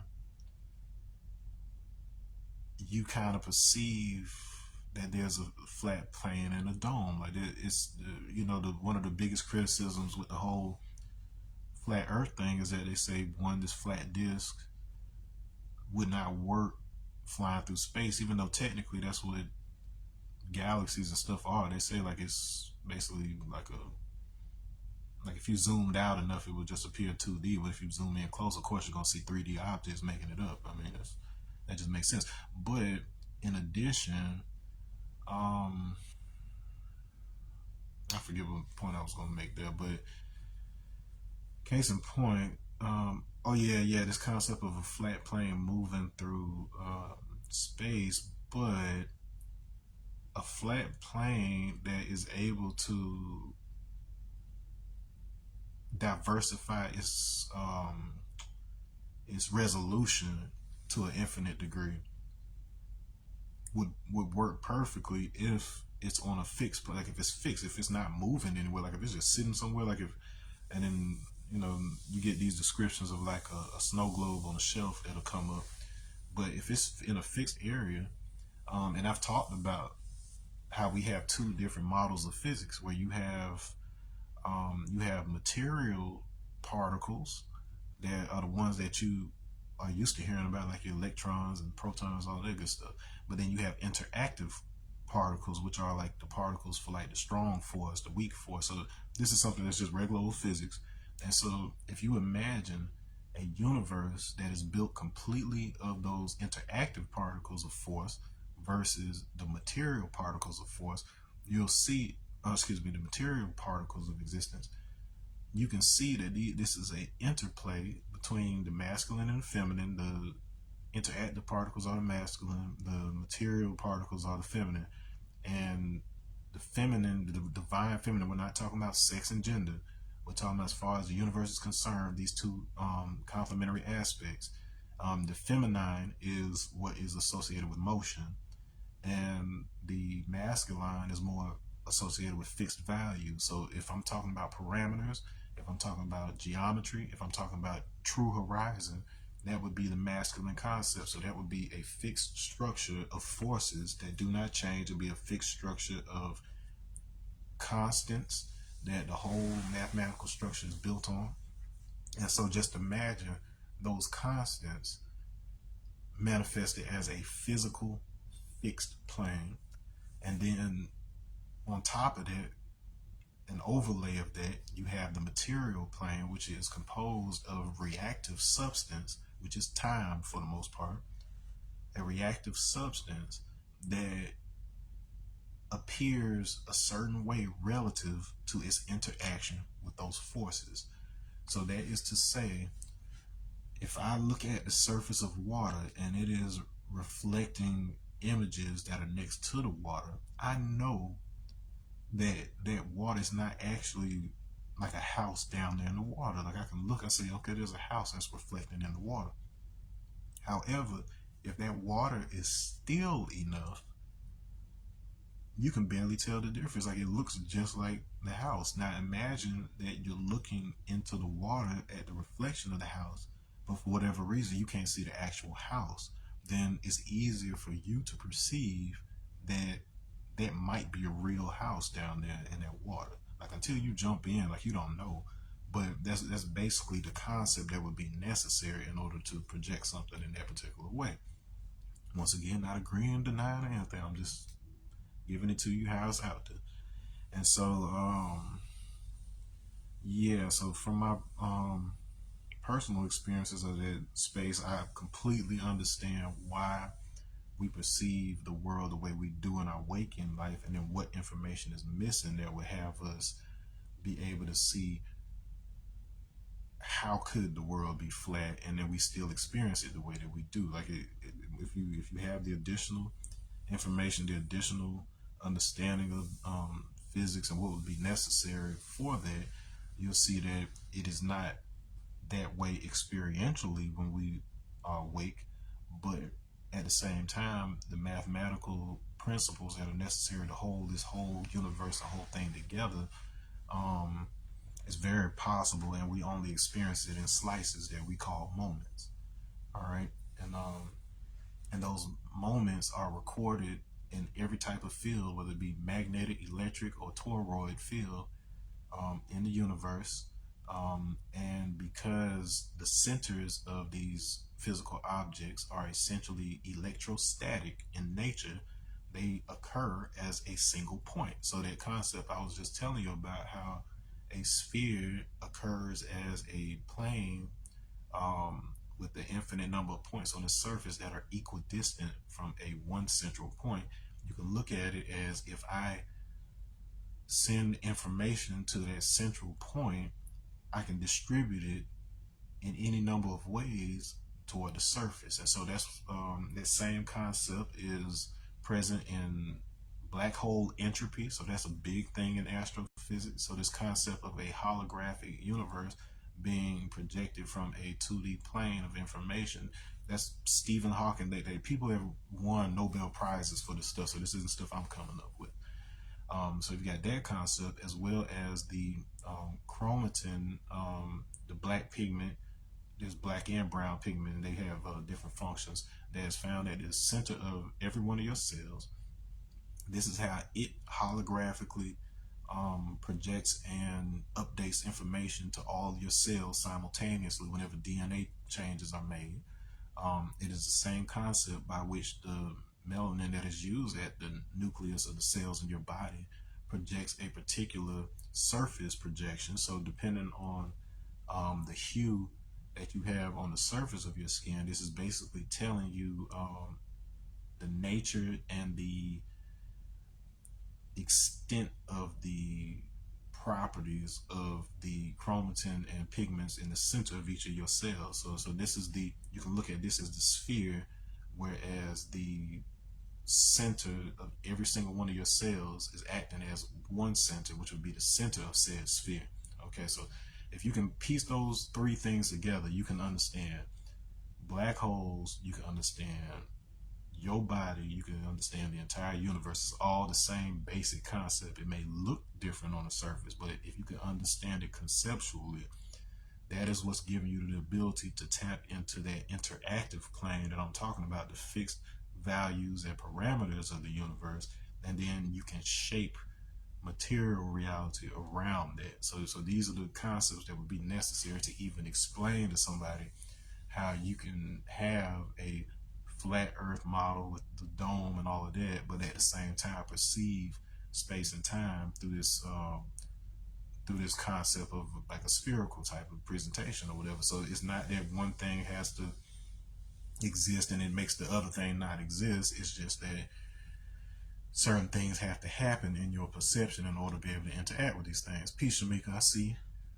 in these things. And if you're just now joining, make sure you go back and check out the earlier parts, because it's a lot of base information that are necessary to even discuss these topics that the average person talking about said topics doesn't even know about or doesn't know to use. And check me out on YouTube, like, share, subscribe, Energy Master 7, and you can watch some of the other videos explaining some of these concepts. Also, make sure you check out that playlist I did with my mother, the Smarter Message Situations interviews about my experiences with the OBE and things of that nature, just to kind of get caught up. But it is very possible for this whole flat conversation, people just kind of suck at explaining it. Is there anything else that is pertinent to you right now? I think I've given you a lot to kind of process, and I go into more details about it. But other things that I would say to you, matter of fact, it would be a lot easier if you have questions at this point. Please put them in the comments. If you've had certain experiences, put them in the comments, and then I'll be able to kind of look at those. And then if it is like tied to what I'm talking about here, then I will acknowledge that. And if it's something that you're experiencing, then okay, well that's the one thing I will leave you with. Okay, so there is a very real problem when it comes to the world of psychics, seers, esoterica, even things that extend into spiritual aspects that we're talking about with like OBE or even UFO type phenomenon, ancient yoga. Like the one issue, and this is something that I picked up on long before like I experienced the things I'm talking about now, or learned the things I'm talking about now. I realized just in listening to the conversation of these things that there was a significant change made somehow, some way, at some point. And I was a big fan of Edgar Cayce. He was a early 20th century clairvoyant, devout Christian who would be able to go into these trances. And while he was unconscious, he would access what is called the Akashic records, which is the records of the universe, and be able to bring information back. He would say it out loud, and his wife would record the things he would say, but he would have no memory of it when he would wake up. Like he does not know, he would not know what he had said while he was in the trance, and so he would have to read it back when his wife recorded. And so his readings, they were responsible for a number of like even medical advances that didn't exist at the time. For instance, there was a little boy who had broken his leg badly and it wasn't healing problem. And so when he went into his trance, he basically told them how to put like a nail in the bone to set the bone and these different things. So the same techniques that are being used now for like screws and other methods that are used to set bones, they are attributed to Edgar Casey and this reading that basically preceded the existence of this medical knowledge for those people. Right, so that just gives you examples, like several examples like this, and something ended up happening where, when it came to the subject of Atlantis and these other supposedly sunken civilizations or whatever else. Now, I personally read Edgar Casey's his readings, like, because his wife would dictate them exactly as he was saying them, and the way that some of these places and these things have been explained by other people is completely off from the way that Casey, like, they interpreted Casey as saying one thing or another, but then when you actually read the way he says it, one of the things that he says that is consistent with experiences is that he talks about Atlantis as this thing that wasn't necessarily here on this particular plane, but something that already pre-existed, and then aspects of it. He didn't. His language wasn't that they crashed into this reality, but it's something to that effect. Where once you start kind of understanding these layers of the reality, you realize that there's these different stages of existence communicating with each other, such that something can be happening here, like you hear like in the Bible, like the battles of heavens and different stuff like this, but it trickles down, has like a trickle down effect where it manifests in a material way on this plane that makes sense within this plane. So it's like if there's certain dimensional aspects of something that don't translate into 3D, then you basically get a shadow of it sliced up into several bits. So instead of, like, let's say like you had like a god of trees or something. This is just an example. I'm not saying this is real, but let's say you had like a god of trees. If that thing is significantly of a higher dimensional perception, then you would only be able to experience part of it as several trees going through their growth cycle here on Earth. But like, if your perception was expanded enough to where you could see that being on that level, it'll probably be something very similar to you with like slight differences, but with something very similar to you, because our human template is the base design of creation. And also when they say that we're made in the image of God, your whole body down to your DNA, all of it is basically the model. You're a reflection of that model.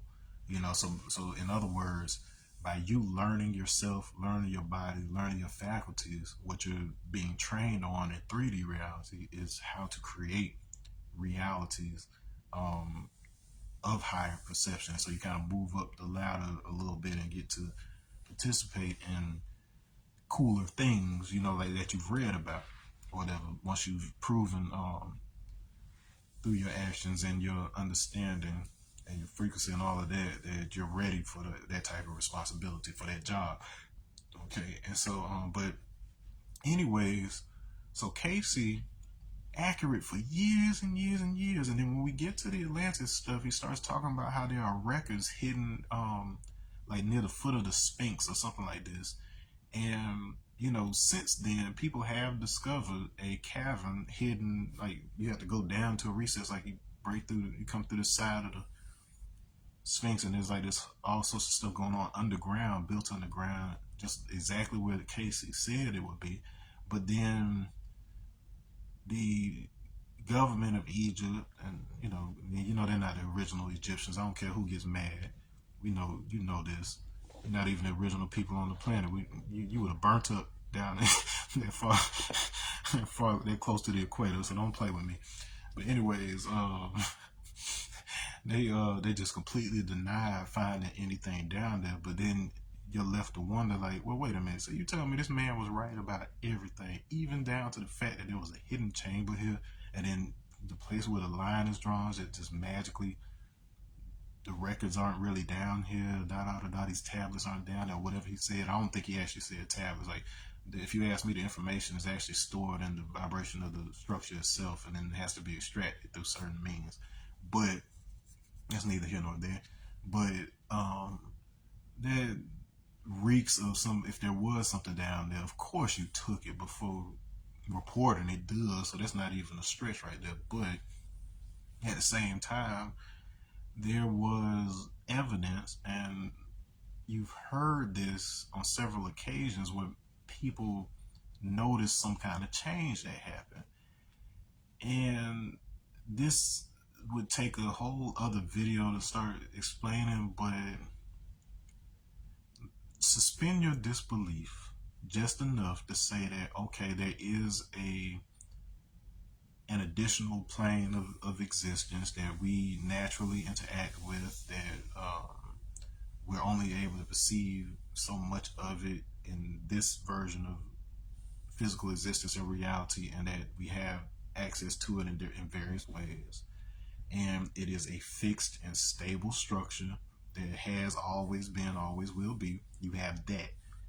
Then imagine that you have people who, by whatever means, I can tell you right now, it's because it was given to them. But by whatever means, we have this huge leap in understanding that happened, say, 1961, where we thought about the world one particular way, started thinking about it in another type of way. But the people who were given said information and the ability to control and project said information were in a position of power that was largely rooted in keeping certain other people in the dark so that they could stay rich and in power.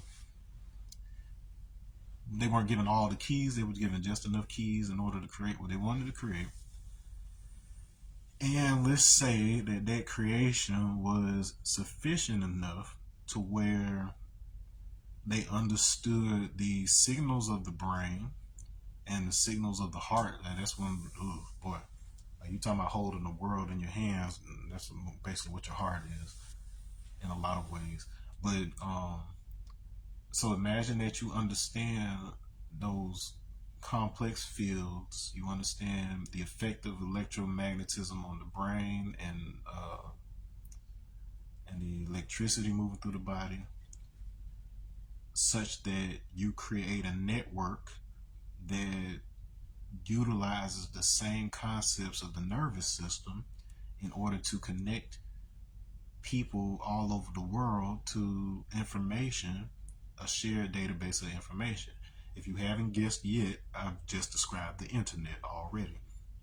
Now, if you're able to build this and you're able to conceptualize this in like the 1970s at least, you could imagine that with continued research, with continued funding, you'd be able to create a network that utilizes, like, because of the fact that we have Bluetooth and we have Wi-Fi and things of that nature, you can understand how data can be transmitted and stored without necessarily having to have physical contact with something. And so if you understood the electromagnetic fields of light as well as those that are projected by your body, you can imagine that you could create an artificial network to transfer, store, gather information directly from your biofield. It's not that difficult to stretch once you piece together those concepts. So once again, not saying that's what somebody did or what they didn't do. I'm just saying it's very possible. Like, I could, if I had the resources, I could build this stuff. That's why. So anyway, So, so imagine that you're a power structure, and then you understanding the information, and you have people who have routers in their houses. They have phones in their hands at all times. It wouldn't be difficult to, you know, be able to create a network that connects information and collects information from the biofields of human beings. It's not nearly as hard as you would think. Like once I actually heard somebody break down the technology and the years that they had basically figured this out and whatever else, I was like, oh, that is very doable. And if they could do that back then, and oh boy, so they should be amazing with it by now. But anyway, so there does appear this is the I don't want to call it a warning, but this is something that I was kind of made privy to in my OBE experience, because like it was a bunch of stuff I wanted to do, a bunch of stuff that I realized I could do, that I was kind of stopped for a moment because I needed to be shown something specific. But there is, I'll just put it out this way: there is the very real possibility that what you understand as a reincarnation cycle, what you understand as certain spiritual aspects that we're taught in the major religions, is a very, very real possibility that one, a lot of those elements are real, but you're not experiencing them. That there's a very real possibility that the mechanism, because even in like Hinduism and yoga and stuff, the area I've been talking about, like where the medulla oblongata and stuff like that, that's considered the seat of the ego. And if you don't understand psychology, ego is not like, oh, I'm bigger, better. The ego is the part of you that allows you to experience this reality as if you're a single individual, as opposed to experiencing the overall creation as a blur of just a single thing. So the ego is like your avatar here in this video game, if you will. And so it's all tied to that same area, which is interestingly the same spot where they jack in for the Matrix. Like they put the cord right there. I just pieced that together. I didn't even realize that. But anyways, yeah. So it does appear that there is a cycle, and it doesn't necessarily seem like it's entirely an evil thing, like that somebody's doing it to trap you. There may be some people who may be taking advantage of it in certain ways, but at the same time, they were only able to build it because a higher faculty needed them to do so, because we needed a training ground, if you will. And so, if you do get caught into a loop of reincarnation, it is the equivalent of you basically having all of your memories stored and then re-injected into the simulation in a new body, such that the material plane has to accumulate around the parameters that have been plugged into the mainframe structure. So I'm getting into some computer stuff, but like if the parameters and rules and physics of this world are a fixed kind of structure, all I would have to do is take into the variables necessary for the material plane to form around it in the projection of it. It's basically how simulation would work like that.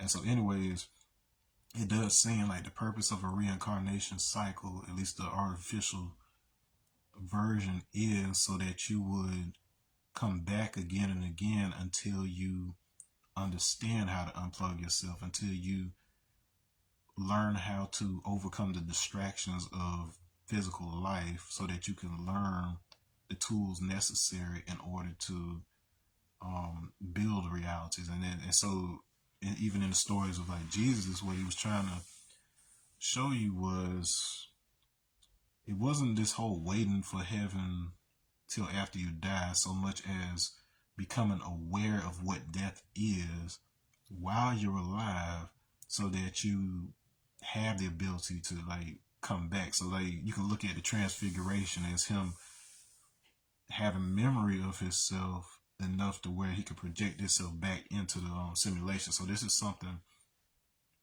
once again, I don't really talk about, like, even before I had these experiences myself.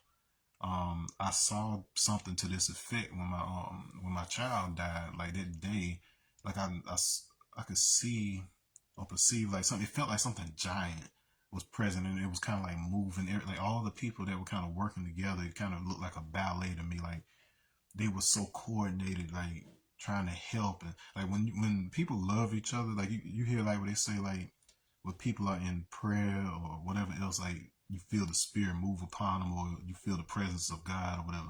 It's basically like that, where it's like everybody was kind of plugged into this one thing that was kind of moving them in concert to make this thing happen. And like that was the first time I saw people kind of disappear in my perception and kind of occur as a force of nature. It was all the grace of like a storm, if you will. And so I felt that first, and it felt like one large person that was a combination of all of them. I was like, whoa. And then I saw, like, in the sky, like, just real quick before I end this one, I ended on this note. So a few days before my son passed, my ex girlfriend, she like really like my first girlfriend. My wife, y'all. Yeah, perfect time. I had this conversation with her, so don't worry. Peace.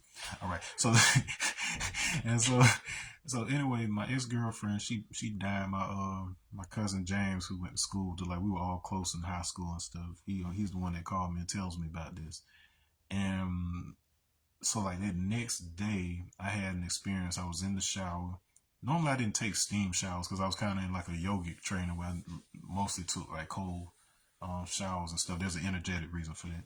But anyways, so I get out, and as I'm getting dressed, doing my thing or whatever, I notice on the mirror, clear as day, I see a face, like a in the fog, like it looked like a face, like not like somebody had drawn it on, but just like a face was just there.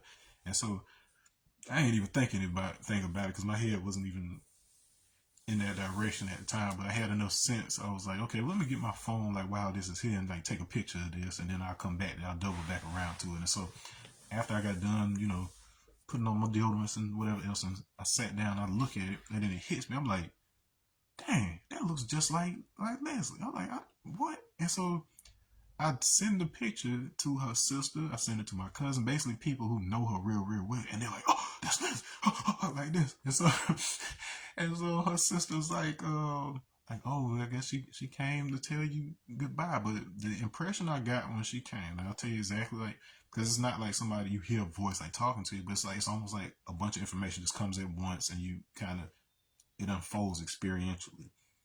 This is how you know it comes from another plane of existence.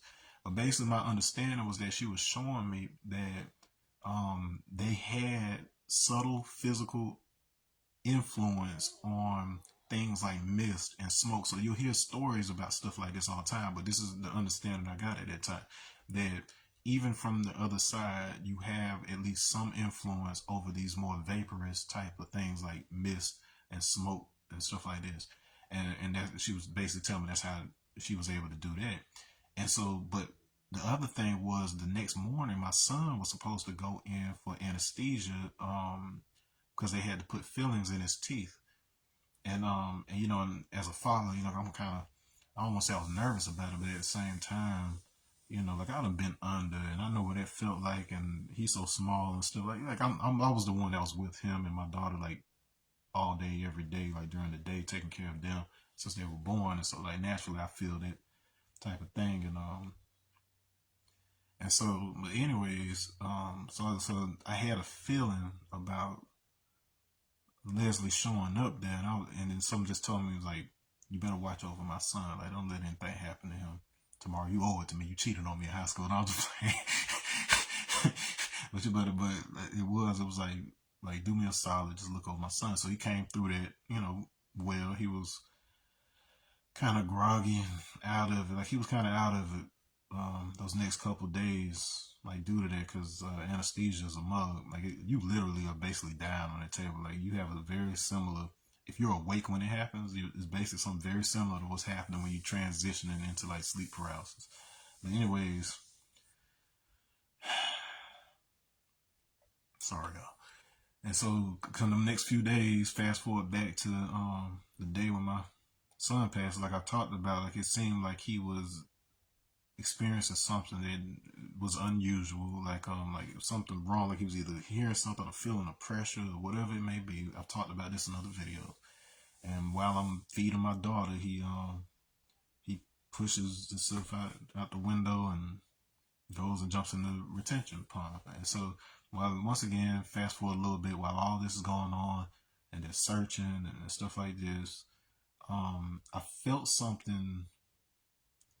It felt like it pushed me back over onto my back when I was standing on the sidewalk. And the best way I can describe it is like it just felt like my whole midsection was gone. Like it didn't feel like a physical. Something came and touched me so much as it just disappeared, and I kind of collapsed on my back. And later on, thinking about it, it reminded me of how my son, when he was ready to go to sleep, like take a nap or something, or go to sleep for the night, he would always get me and he would push me back. He'd get on my chest and he would force me back onto my back so he could sleep on my stomach like this. And, you know, I thought about it after the fact. I was like, wow, that felt exactly like what he would have done. And so after, when I was on my back, I'm looking up at the sky and I noticed like the clouds, like in my perception, like me just as somebody that watches the sky, like I'm like the clouds are moving kind of fast, like, and I'm thinking in my head because I think this is when like the hurricanes were getting ready to come too. So I'm just like, okay, I'm thinking it has something to do with this.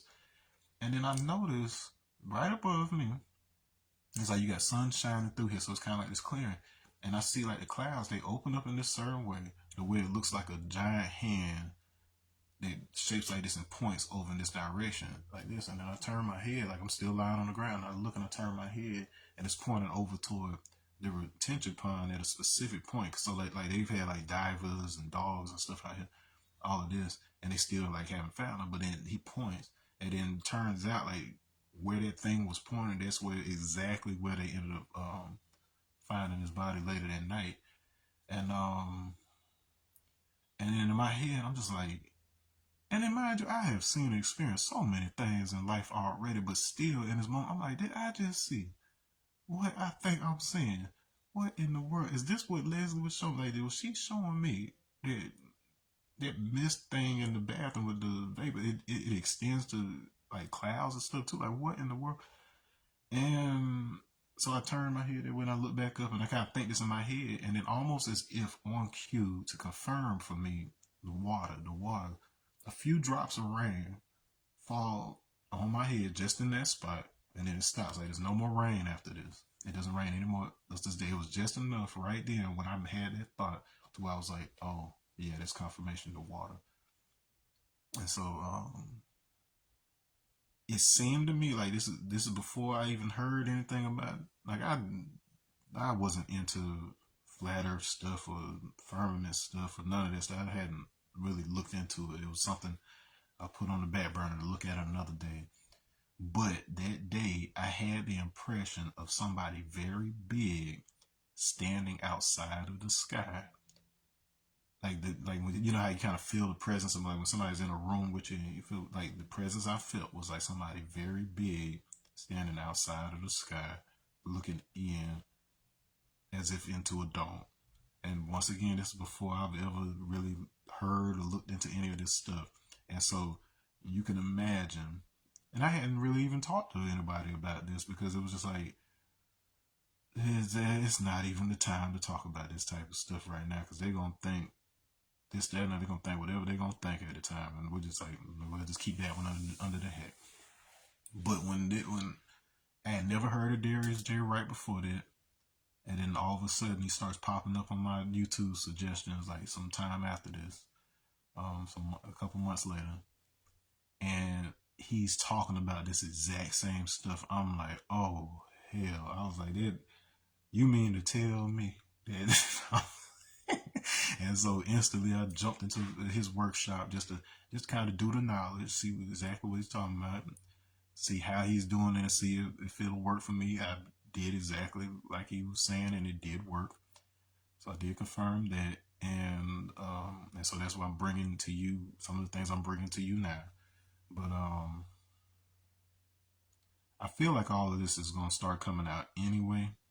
But it is definitely time for us to, with critical thinking and with a few more tools, start looking at some of these subject matters and not writing off people like my boy B.O.B.